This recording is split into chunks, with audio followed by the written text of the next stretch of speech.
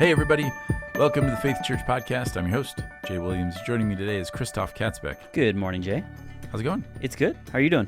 Well, I was doing okay, and then we talked about the World Cup game last night. That was a big bummer. That was so sad. It really was. I was finally excited to get to watch the States play a game because, to my shame, I have not watched a ton of World Cup, even though I really enjoy soccer. It is shameful. And so we were excited. Kids were all sitting down ready to watch it, and the States just did not look good.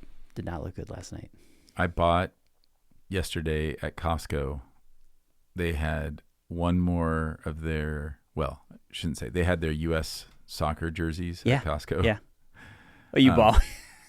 No. I mean, they're Costco prices, man. I couldn't, but it was like their special edition kind of like Costco soccer jersey or whatever. And there was one that could remotely fit me. Sure. On a good day, it fits me. So I bought it and I thought, okay, well, Costco has a good return policy. So if this game doesn't go well, I decided though I'm keeping it anyway. Yeah, we'll come back around in 4 years. It's all good. Well, not only that, but Olympics and everything. I always feel like I try to break out the American gear when during the Olympics and during the World Cup. I love it, but listen, soccer jerseys look pretty cool too. Like you don't have to wear them. It was funny. Not to like throw him under the bus, but I'm going to. Yeah. JP, we love him. Came to our youth group Bible and Barbecue on Sunday night wearing a soccer jersey. Yeah. And so I was like, oh, soccer, you watching World Cup? You gonna watch something tonight? It's like, no, I got this at a garage sale. I don't care about soccer. Of course. But he's still supporting the team. Good. He looked good. He looked good. Yeah. Well, I think the jury's out on whether I look good. Maybe it was my red pants that. Red pants? Oh, yeah. You were like. I was decked out, You were man. going out. Well, I'm all in on this. You got to wear those pants the next time you I went to the Olympics in '96, and they were in Atlanta. Really? I just graduated high school. Yeah, okay. My buddy and I. That's a whole story I'll tell you off air sometime. I'm surprised I haven't heard that one. Okay. Oh man, it was great, and we would go to all these kind of off the beaten path sports like badminton, field hockey, table tennis. But then we tried to find the country that loved that sport. 'Cause that's the cool thing about the Olympics is every sport has some country that's their sport, right? That they love. Yeah, they're super. And so they and they compete really well, and then they have strong fan base. So like. Wouldn't shock you to know there's not a ton of American fans at badminton, which is a shame. Yeah, honestly. Which is a shame. Yeah. But like Indonesia and like some of the Asian countries they love badminton, and like field hockey was the Dutch, and team handball it was the French, and so we would just try to find the country and sit with them. Sure. And some of them were most of them were very hospitable and were very welcoming, whatever. But we would go to baseball, and then we're just full on, just full American mode. But yeah, it just those kinds of events are just fun because it brings the rest of the world kind of to one space, and so it just I don't know. It makes for a unique environment. Being in Atlanta during the Olympics was a very unique experience. Yeah, it's cool. It's cool. I would say with the World Cup this year, what's been neat has been how much it feels like the States have kind of embraced it. It feels like, I don't know, there's been an excitement. They did in 94 too. You were just too young to know. That was the last time it was in, wow. 94. That was 94. Okay. That was a big deal. Nobody knew what soccer was there. No, man, I would have been 6 years old. Yeah, and I barely knew at that point. And we were a Chicago household, so at that time it was all Bulls. Oh yeah, you didn't even know there was another sport. I had no idea. The Bears nobody knew the Bears existed during that time. You could say my dad was helping guard my heart. Interesting. Terms of That's nicely done. Jeff never tries to transition. I got you. Okay. So yeah, guarding your heart from temptation and keeping your heart with vigilance. Yes. Yeah. There you go. Proverbs 4. I'll confess that I listened to your whole sermon on Sunday, but I had gotten really badly sunburnt on the 4th of July. And so my attention, I listened, I basically to say, I re-listened to your sermon this morning because I had listened to it on Sunday. Such an odd start to that sentence. And I realized, I have to apologize. I listened to your whole sermon. Twice. Apology accepted. Twice because. Oh, twice. Because it was just one of those. I don't know. Have you ever gotten so sunburnt that it messes with you mentally? No. Are you serious? Yes. Do you sunburn? No. Oh, well, that's why. You're not pasty white like no. I am. I spent 3 hours on the Peshtigo River on the 4th. And so I was listening to the sermon, and then I thought back to it, and I was like, oh, man, what did Jay preach on? And then I went back and listened to it again, and I was really thankful to go back and listen to it again because, this whole idea, and we talk a lot about this, of guarding your heart of desires is just is so important to the Christian walk. And I think sometimes we miss it. We miss the struggle. You had mentioned really early on in the sermon, and I what I would like to maybe just pick your brain a little bit on at first is this idea of at one juncture we're called to guard our heart, right? So the idea of guard your heart. There's something very specific about guarding your heart, but at the same junction there is the heart is above all deceitful. In the wrestling through desires, because I think depending on where you've come from in church backgrounds, you can hear the word desire and you can go, I got to run away from all those desires. Or you could hear the word desire and go, I got to pursue all of those desires. How are you wrestling with those two? I think both are healthy in proper context, right? Not the extreme version of it. How do we not fall into the ditch of all desires are awful or all desires are good? How do we wrestle through that? Does that make sense? That question? Yeah, it does. So this is definitely core to a lot of my understanding as it's developed over the years and growth and spiritual formation is realizing. So for a long time, I just thought desires are bad. So my Christian walk ended up looking like a form of Buddhism, where you just want to detach from wanting anything. That's the secret. As though Paul said in Philippians 4, I've learned the secret of all things to being content. Don't want anything. But he doesn't say that. No. And Jesus, if you listen to him preach about the kingdom, he's certainly not deadening their desires. His aim isn't be detached from wanting anything and then you won't be disappointed, because that is a way of dealing with things. That's like I said, that's a Buddhist way of saying, if I don't want anything, I'll never be disappointed. I'll never get angry because I won't be passionate about anything. Like I'm just whatever happens will happen. But that is a pretty dull way to live life. That doesn't really feel like abundant life. That feels like a life that's just trying to avoid pain. And it doesn't really work. And so we end up being in a situation where you're trying to balance those out. So I'm going to try to not want anything. And then when I really do want something, then I'll figure out how to kind of spin that. And when I realized that actually desire is at the core of the kingdom, like that's the whole motivation behind wanting to follow Jesus, is to have our desires redeemed. That was pretty transformative to me. And so then my aim started becoming, well, I want what Jesus wants. I want to train my desires. So like my brain just goes in this, again, I've said this before, that I have a very spreadsheet brain and almost like a flow chart brain, and a very kind of like, well, if A equals B and B equals C, then A equals C. So if what Jesus is offering is abundant life, and if I want that, then then I want to want the things that he says that will lead to that. Like if I don't want the end thing, like the treasure in a field, if I want that, then I'm willing to give up anything to get it. And then I believe that the desires that he has are good. So what he's offering me is good in the end, like the full, but also then how he tells me to get there and wanting all of the things that he wants in my day-to-day life is also what is abundant life. Like that's the thing that I want.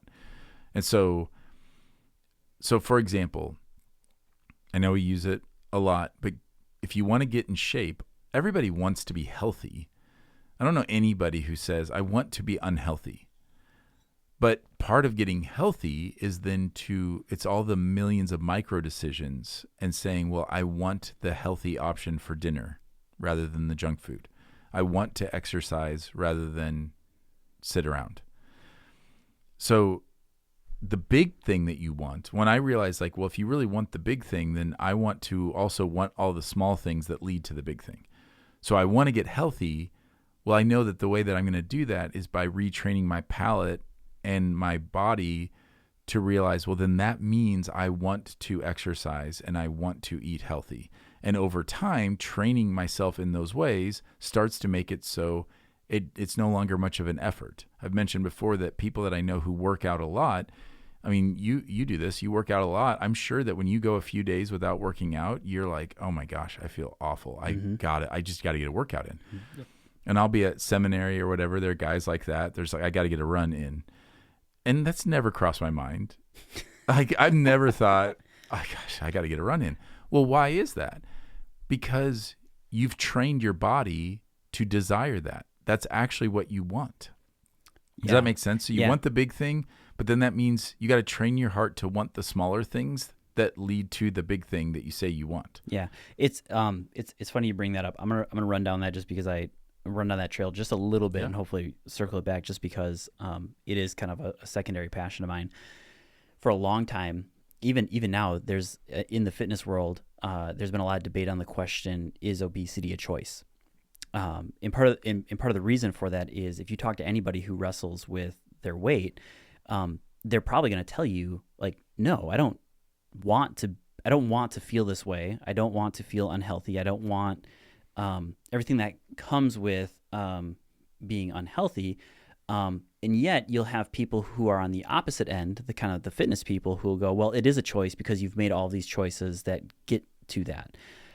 And what you're describing is not the solution, but what you're describing is kind of the more important thing to focus in on is it's not the grand overall either goals or finishing the race or however you want to think about it. It's, sure, maybe obesity isn't the choice, but what you had for lunch is a choice. What you, moving a certain way or doing a certain exercise, that is a choice, whether you do that. In the same way with the Christian walk, it's all the small, you were talking about this, it's all the small things that we do and think of. And I loved in your sermon, you talked about how it's especially it's not during the extreme seasons of the peaks or the valleys. It's I hate to say the word mundane as if any day is mundane, but it is in the every single day, in the weekly rhythm, Tuesday morning, you're waking up, getting the kids ready for school, getting ready for work, whatever it looks like. What does your walk with Jesus look like in those moments? Not necessarily what does your walk with Jesus look like Sunday morning while you're at church, or when you go away to a men's or a women's retreat, or when you, it's the faithful. What is the classic Eugene Peterson is the long obedience in the same direction, and to kind of like warp that all the way back to desires is as we are faithfully walking in that, we see our desires shape and change and mold around that. In the same way you talked about the, if I miss exercising, like I feel it, because I have over the last 6 years developed a normal routine of I'm working out usually 5-6 days a week, and that's just my routine. And so I crave it. And if I miss it, I feel awful. In the same way, walking with Jesus, if you have rhythms baked into your life of, we hammer a lot against your Christian walk is not just boiled down to, did I do my devotional in the morning and do my prayers? But if you're in the regular rhythm of doing that, when you miss it, you feel it. You're like, man, my mornings have just been like, I feel funky. I feel out of place. I feel spiritually misaligned. I don't know if I want to say it that way, but yeah. So anyways, I just to kind of affirm all of that, like, I think that is so important. And so it's like, we miss that in kind of like the quote unquote normal moments of life. Yeah. Cause that's where the training happens. I've used this example a million times with community.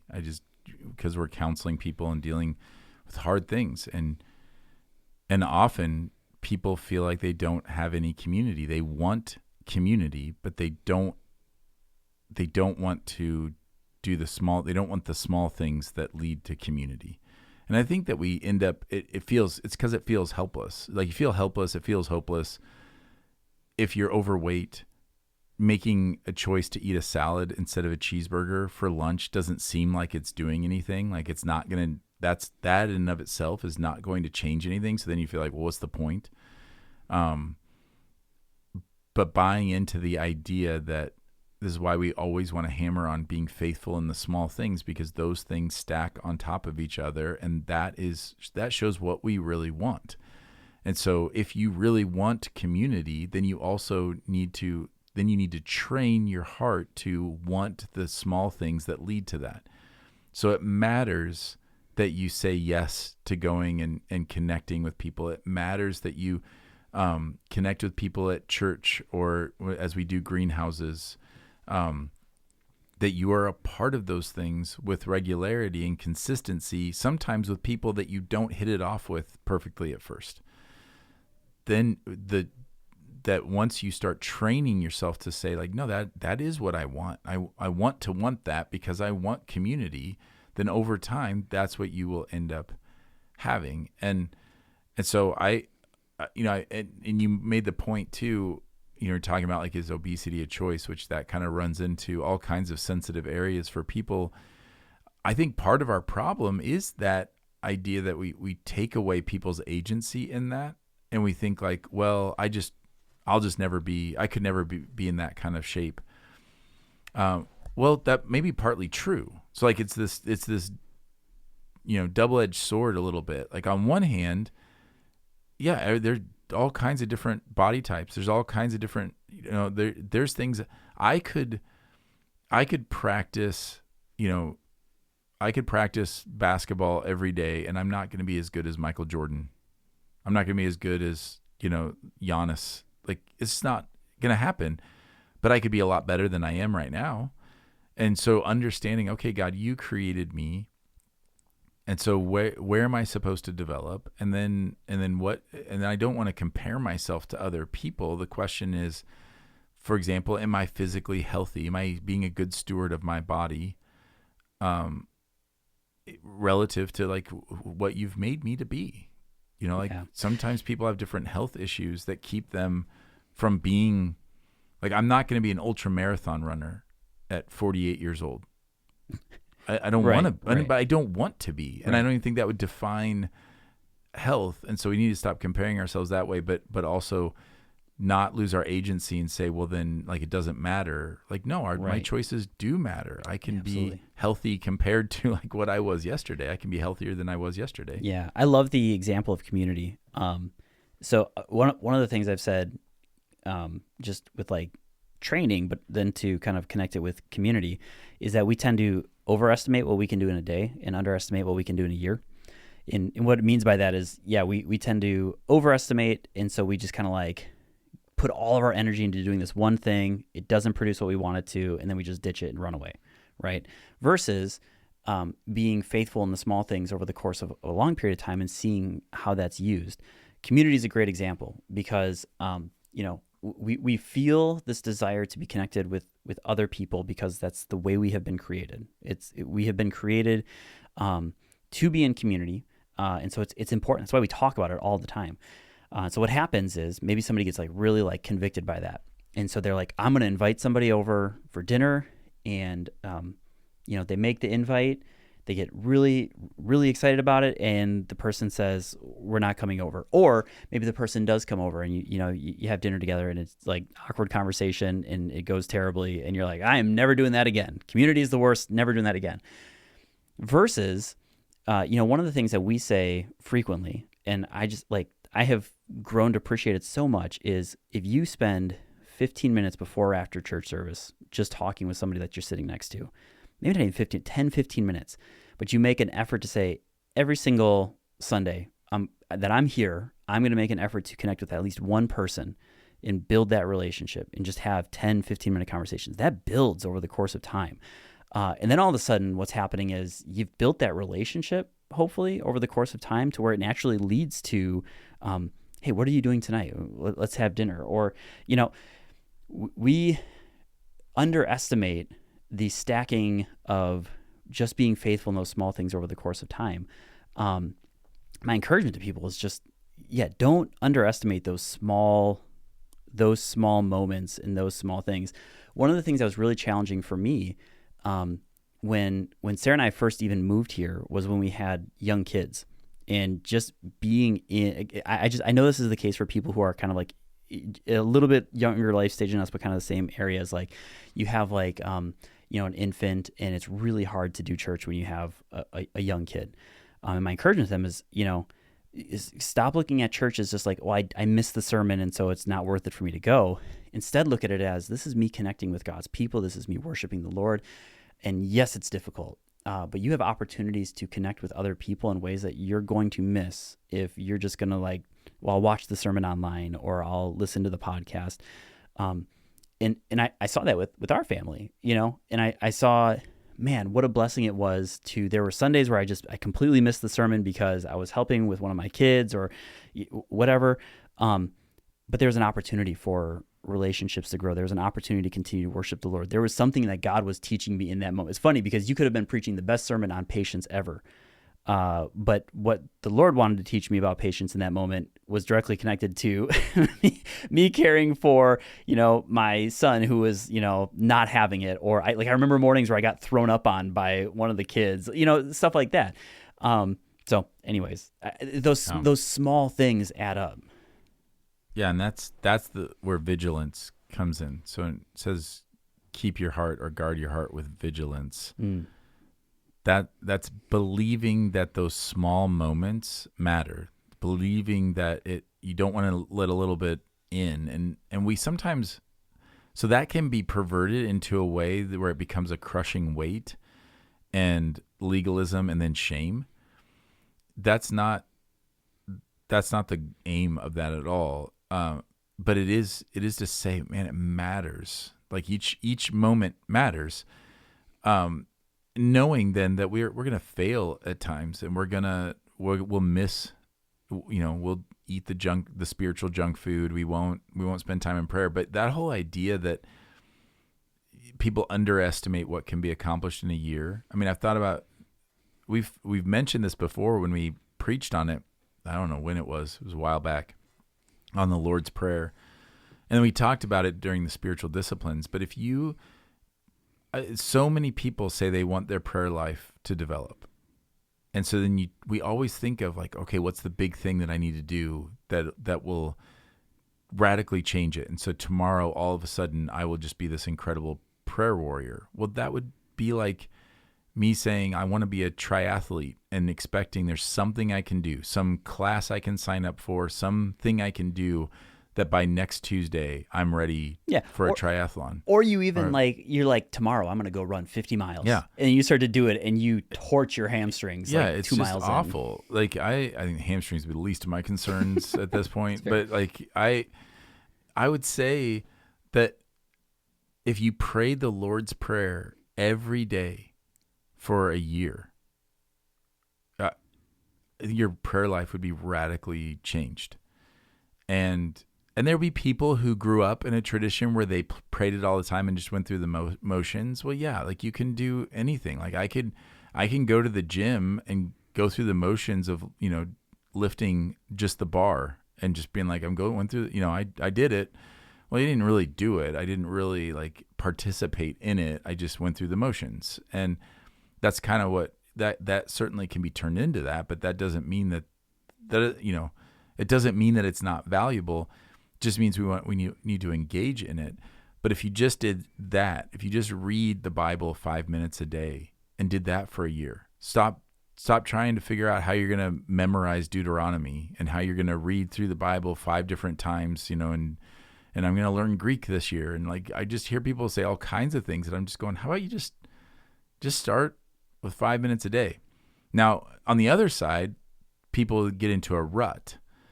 So starting, then growing means consistently challenging, right? So if I'm gonna bench press and I start out just lifting the bar, and because that's all I can lift, that's fine.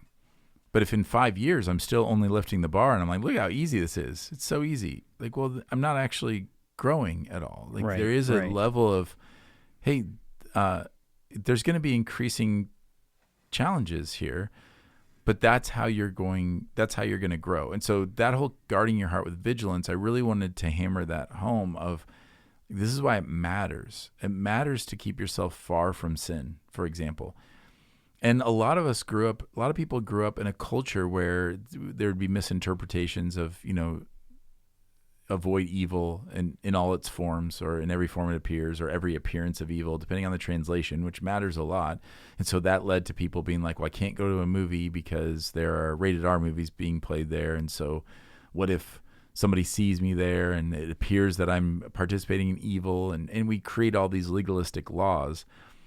And I think in the pushback against that, we went into the other ditch and said, it doesn't matter. It's actually become kind of cool in certain Christian circles to like play with sin a little bit. Like, look how free I am in Christ. I can dabble in these sins. And it's like, look, if you care about the condition of your heart, then you'll keep it with vigilance.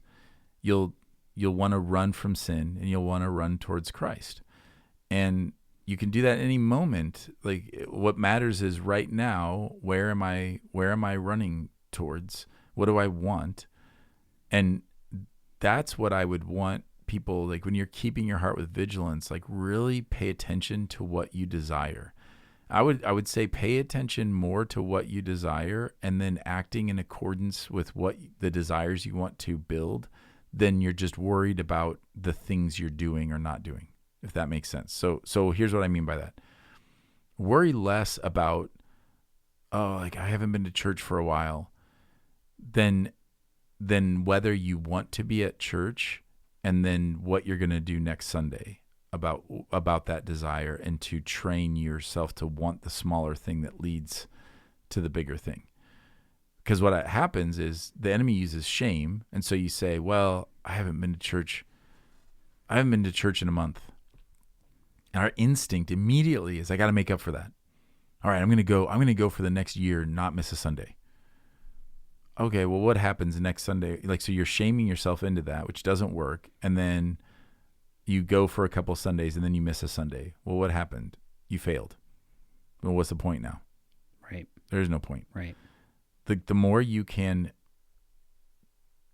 guard your heart and ask yourself, like, what do I actually want here? And what are my desires? And are they being formed more and more?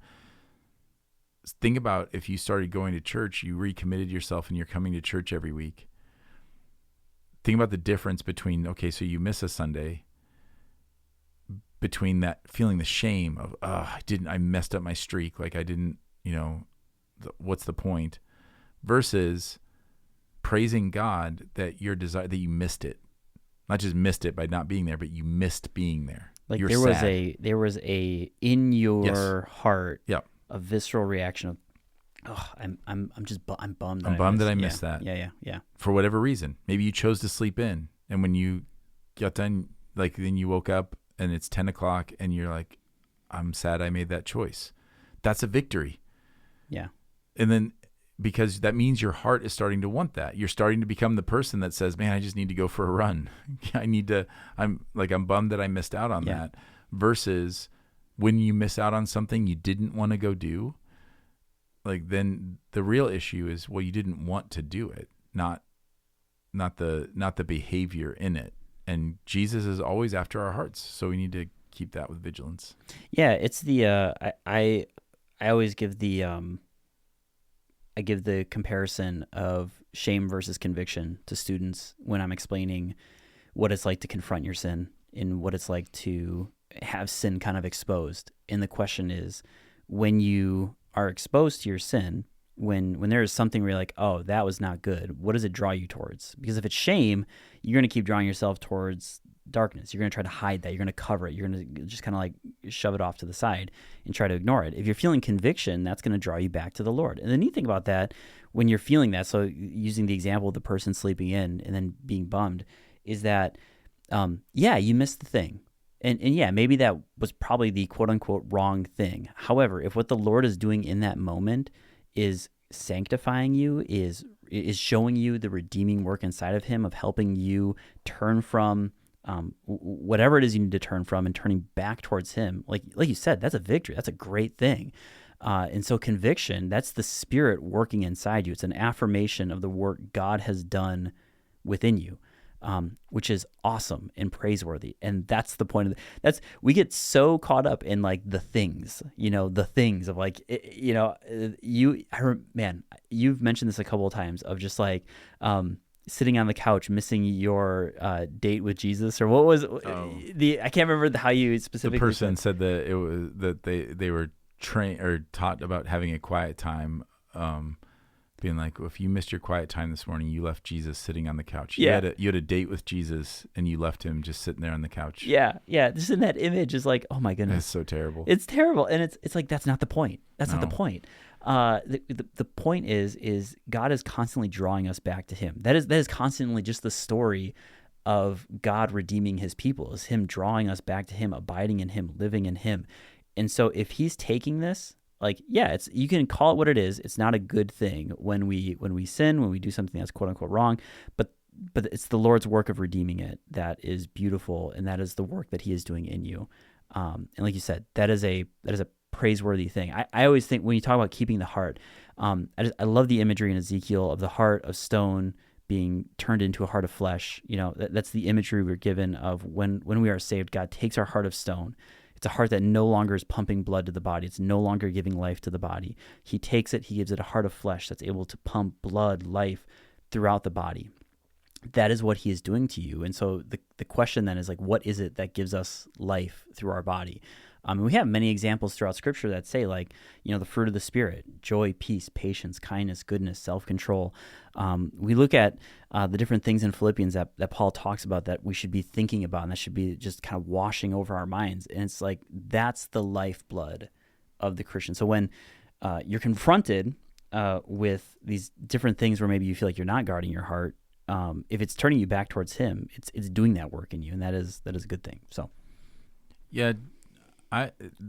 It's so difficult with the whole idea of sin and trying to guard your heart from sin and being vigilant and rejecting it, because we fall into the ditch of shame, and then we fall into the ditch of minimizing. And so the only way we can think of in our human brains to not feel shame is to make the sin seem not that bad. Right. So, I mean, our language goes there. We just default to that. The way we tell, for example, when a friend lets you down or something, well, how do we try to make them feel better about it? It's not that big of a deal. Don't worry about it. It's fine. Now, it might not be that big of a deal. That might be the accurate thing, that it's not a big deal. But sometimes it is a big deal. And our sin, our rebellion against God is a big deal. Like, that's a huge part of this whole thing, is that sin is insidious. It is a poison. It will grow. You got to kill it. Like this idea of killing the sin, being ruthless with it, not wanting it to fester at all. I think that we don't, it comes back to us never really fully being able to understand grace.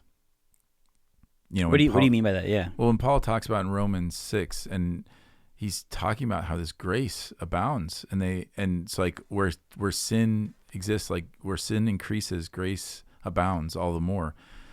And then they say, like, well, so should we go on sinning so that grace may abound? And he said, by no means. Right. What do you have to do with sin? Like, you are made for life now. You're made for righteousness. Like, you don't have anything to do with sin. And that's the tension of it, is like understanding my sin is darker than I could ever imagine. Like the fact that it's not that I didn't, leaving Jesus on the couch. The reason why that's a terrible thing to say and to go through is because it's using guilt and shame as a motivator. It's painting Jesus as this jilted friend who, poor Jesus sitting there there's all kinds of bad things about that. But what it's trying to get at is like, it matters that you didn't pay attention. Like, it's like, be mindful of your heart. Pay attention to what's going on. What do doctors try to tell you about noticing either cancer or heart issues? Or pay attention. Don't dismiss a little lump when you see a lump that's somewhere that you're like, I don't remember that being there. Don't dismiss, like, pay attention. Yeah. Pay attention when your heart starts, like, if you've got chest pains or something like that, pay attention to it. Don't dismiss it. And so that's what I would love for people to get at is, man, when you want things that are of Christ, that's a beautiful thing. And that's the goal. The aim is that you would desire the things of Christ, because when you desire the things of Christ, then the like obedience to Christ follows from that. Because like I said in John 6, when they said, where else are we going to go? You have the words of eternal life. We believe you. We believe that you are the Son of God. So, but when you don't want those things, pay attention to that. Pay attention to why I don't want to be with God's people. Why? I mean, in youth ministry, we see this all the time, that you see the warning signs of a kid kind of falling away long before they do. Yeah. They start missing getting together, like at youth group or whatever. And there could be reasons. Oh yeah, I've got practice, or I've got whatever. Well, then, that those reasons start to become a little more choicey. Yes, like it's right. not a little like, yeah, well, I got, I just had a lot of homework, which means I had one worksheet that I had to do, and I got home at 5:30, and so it felt like it was, whatever. Yeah. And when that happens, like, I never have those battles with people. When people tell me I wasn't at church, I was too busy, I never make any judgment about that, because all I care about is their heart. Right.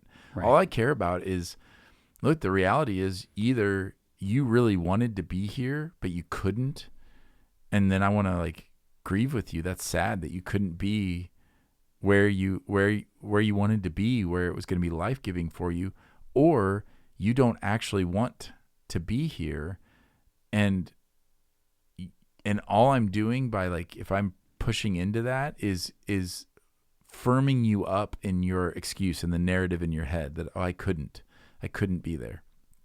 I couldn't do that thing. I mean, again, you hear it with working out, or with quiet times, or with anything that requires any kind of discipline at all, or any kind of belief that I want, because I want the bigger thing, then I want to train my heart to do the smaller thing. And so I don't want us to, in reaction to a culture that shames and guilts in order to combat sin, I don't want us to push back against that by minimizing sin. I want to push back on that by letting grace abound, that our hearts might want more of that. Because a person who desires more and more grace isn't going to sin more and more. I think that's a big part of Paul's point. He's like, if what you really want is more grace, you're not going to pursue sin. You're going to pursue Christ. And so that it doesn't make sense to say, well, then if I keep sinning, then I'll have more grace. Like, no, if what you want is more grace, you want to pursue Jesus, which is going to lead you away from sin. You're not going to want to do those things anymore. You're going to want new things. So again, the big thing is just pay attention to that and be ruthless. So what does that look like? Well, when I realized I didn't want to do this thing, like, stop making excuses, basically. Like, if I don't get up in the morning to read the Bible, I know I don't need anybody else. Like, I know, did I oversleep, or did I just choose? Did I choose to sleep longer? Did I choose to take longer to get ready? Whatever. But the aim is, like, we're not on trial, and we're not being hit with shame. Like, what if it's simply Jesus saying, hey, I'm just showing you your heart right now. Yeah. A little more honesty with ourselves and with others. A little more honesty with ourselves. Yes. And then receiving God's grace. Absolutely. Because when we're honest with ourselves, we're afraid of that, because then we're like, well, then we just assume that what's coming for us is shame. But no, it's actually grace. Yeah. And it's Jesus just pointing that out and saying, yeah, I'm every bit as much as like a doctor who pokes pushes on your abdomen to see if it is a sharp pain, he's not doing it to shame you. He's doing it to say, hey, we need to discover this so that we know what's going on here, because you want to be healthy. I want you to be healthy. You want to be healthy. And what Jesus is saying, I want you to abide in me.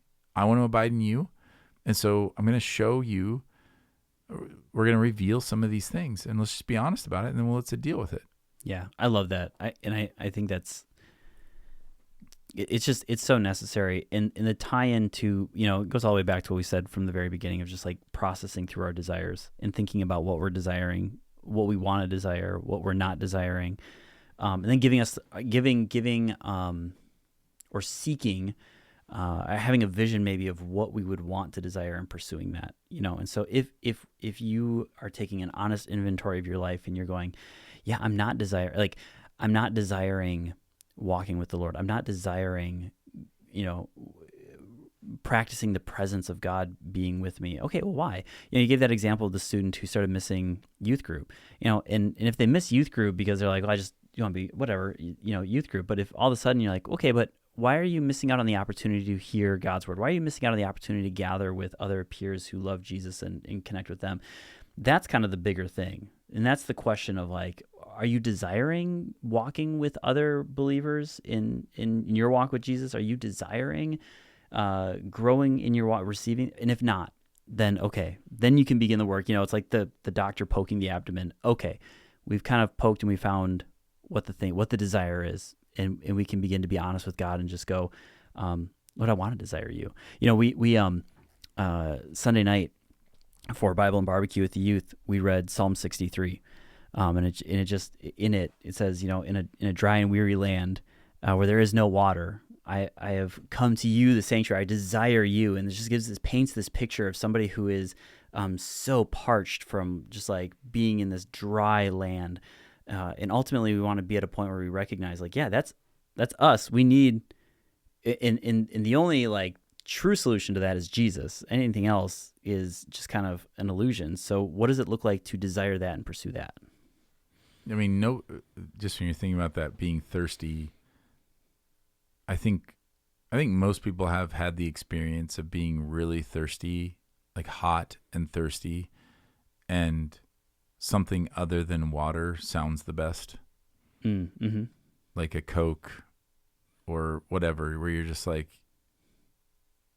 but the reality is that water is still, no matter what studies are going to come out about electrolytes and salt and whatever, but like, turns out water is king. Water still is king, and so that's part of our issue is when we're thirsty, we don't even know what will actually quench our thirst. And training ourselves to, it's like one thing I remember this as a kid. My parents used to say like, drink a big glass of water and then you can have whatever you want. And usually like, yeah, at the very minimum, I might have sipped on a Pepsi or something like that. But, as opposed to when you're just so thirsty and you just like slam something that's not, or you're hungry. And so you eat a bunch of junk food or whatever, as opposed to just have some protein and, or do something that'll fill like your stomach a little bit. But regardless, it's the idea that we do this a lot with rest. We're so tired. And so then we just want to rest, but we need to check our hearts on that. Like, why is it that I feel like social media, like scrolling on my phone is going to be rest? Like, I just need to take inventory of that. Like, stop defending it. Stop saying that it's like, well, I'm just chilling on my phone or whatever. No, like you're not, you're building a narrative in your mind that this is restful, but every study shows that is not restful. It's the opposite. How many people say that they don't sleep well, and yet people are on screens until late at night? They're like, why you're not sleeping well. You're buying a lie because you're letting yourself be formed in this other narrative rather than just being honest about it. Like, I think that, I've heard that a lot, even about Sunday mornings when people say, just think about, sometimes people will say, well, Sunday's my only morning to sleep in. Okay. I mean, like, then be honest about what you want in that moment. This isn't about church attendance, but it's about what you believe is restful, what you believe is actually the good life and what's abundant life. You're demonstrating what you actually want. The most dangerous thing is that you lie to yourself. It's way better. I mean, imagine that, like, this is why Jesus, I think, often lets the crowds walk away. He knows, and why Paul even talks about church discipline of turning people over for the destruction of their flesh, that their soul may be saved. It's this idea that, like, let people experience, like, this is what you want. I'm not going to convince you. It's not loving of Jesus to try to convince somebody who is demonstrating that they don't treasure the kingdom above all things, to try to convince them that they're okay. Like, how awful would that be? How insidious. Imagine a doctor who convinces a patient that they're fine, even when they're not doing the treatments that they're supposed to be doing, and the cancer is continuing to grow in them. That's not loving. Like, let people experience that. And so if you are in a place where you say, well, Sunday is my only morning to sleep in. Okay, well, then you need to just be honest about that. Or, like, we're at the cabin every weekend or whatever. This is the thing, man. I just don't care about attendance at all. Like, anybody that's around me much knows, like, I don't care about numbers. I don't care about attendance. I don't care about, like, any of those things. What I care about are people's hearts and their desire. And I know what it looks like when somebody really values something. We all know that. Yep. I mean, think about, like, when I was coaching youth sports, I know what it looks like when someone values youth sports or doesn't value youth sports. Now, I was always like, well, it's youth sports. I'm glad when families go on vacations and miss games or whatever. But like, it doesn't take long to realize when you're coaching, like, what families value. Some families value sports above all things. And so they're just like, their kid is going to be there no matter what. They're coming back early from vacation. They're doing whatever. And then other families are like, clearly they value their time together more than they value sports. And I would say that's a good valuing. But nobody would look at it and say that that's not the case. It would be a very obvious thing that if a family says, yeah, well, we're going on vacation.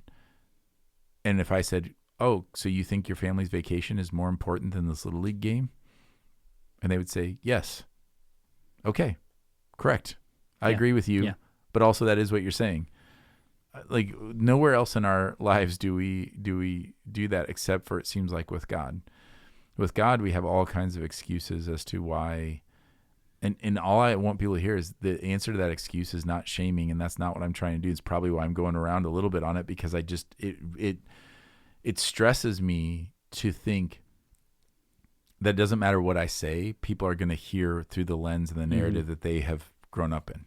Yeah. So I can say all day long, like, this isn't about shame. Like, this is just about, God is just exposing our hearts in that, and people will still walk away being like, oh, so if I don't go to church, I'm not a real Christian. I don't know what to tell you about that. What I do know is that Jesus says his true disciples are willing to give up anything to follow him. And following him doesn't mean perfect church attendance, but it does mean, like, a desire to be with God's people. Absolutely, yeah. Yeah. I mean, at the end of the day, you prioritize what you value, and it's just a way of, we talk about it all the time. We talk about fruit to root. It's a way of going, what we're prioritizing is a reflection upon what we value within our hearts and what we believe. Which, by the way, the reverse is also true. Yeah, you can attend church every Sunday, but that could be what you value. What you value is your attendance and not Jesus. Yeah, you value an event. You value, which is why attendance doesn't matter. Like, to me, some people come to church because they're bored. Right. They just like, some people are hyper extroverts and they haven't been doing anything, and they just say they got to get out, and they would go to anything. They would literally go to anything. They come to church. Right. Like, and that's fine. I'm happy that they're here. I'm happy for them to hear the gospel. I'm happy for them to be around believers, whatever. But my point is, like, that's why it comes back to, we have to be willing to be honest with our own hearts. We have to have people in community who also desire those things. Like, one thing a whole section I cut out was on friendship. and because I already preached on friendship, but the idea that you want to be around people. We tend to seek out people who sin at the level we want to sin at. Okay. So this is why it would have been. I was like, this is going to take too long. Yeah, you're going to have to.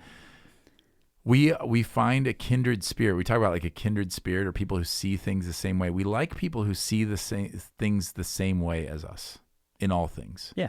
It's just conversation flows easier. We gravitate towards hegemony. We gravitate towards people who see things the same way we see them. Well, since we know we are all infected by sin, and we all have a posture towards defending and deflecting and denying and self-justifying, then logically we're going to seek out the people who also see those sins in the same way as we do, and who will also defend and justify. Case in point, people who gossip like to have friends who gossip.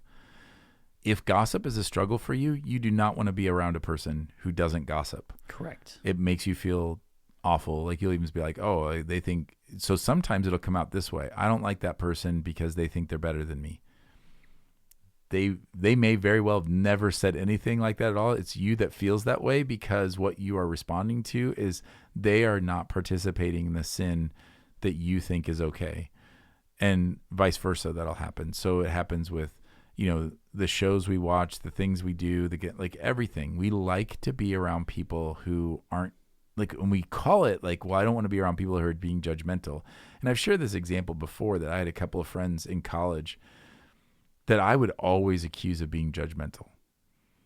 But in hindsight, they weren't being judgmental at all. They were just living a holier life than me. And it convicted me. So I would talk about how legalistic they were, because they got up early to spend time with God. How dare they? Yeah. And I remember one of them one time saying, like, why do you feel judged? I don't judge you at all for this. And I had to face the reality of, no, that's me. I feel that way because I'm looking at what you're doing and I feel guilty. Now, sometimes, like, that's where the comparison game is tough. But the idea is, that's why you want to be around people who challenge you to walk with Jesus more closely. By all means, avoid judgmental people. Avoid legalistic people. That's like, it's in the extent of like following them or being shaped by them. That's not the point. But the point is that if we're going to be in godly community, we have to expect it's going to push on us a little bit, and we'll push on them, because there will be things that God has given you a lot of grace in that should be making someone else feel uncomfortable, because they're like, oh, you know what? I should think more deeply about that. Maybe I shouldn't. And there will be things for different people that, like, for one it's sin and for another it's not. Like, that's a reality too. And then you learn how to have grace with one another and be like, yeah, I get it. You don't feel the freedom to do that. That's something that God has called you not to do, but I'm okay with doing that. And that's an honest response to that. This is why it's so much gray area. And we want to make everything black and white. It's so much easier to just say, here are the things you shouldn't do, here are the things you should do, and as long as you can justify it or spin it in a way so it fits under this, you're good. And, like, that's not the way that it is. So hang out with people who are going to challenge you to follow Jesus more closely. Yeah, amen. I love that. I'm glad maybe it was cut on Sunday. It would have been great to have that, but we got it here on the podcast. I love it. I'm so glad we did. All right. Well, we should probably wrap this up. I think so. All right. Well, if you need some help in that, like walking through those things, reach out. You can email us at connect@faithpeshtigo.com or give us a call. We always are trying to just walk with people and help. Like, we're all in this battle together. We're a battle against sin and keeping our hearts, but also just in a lot of freedom in Christ's grace for us and the joy of who he is making us, being assured that he is forming us into who he says he's forming us into. And that's a beautiful gift. So we hope this has been helpful. As always, we appreciate you taking the time to listen. Until next time, grace and peace.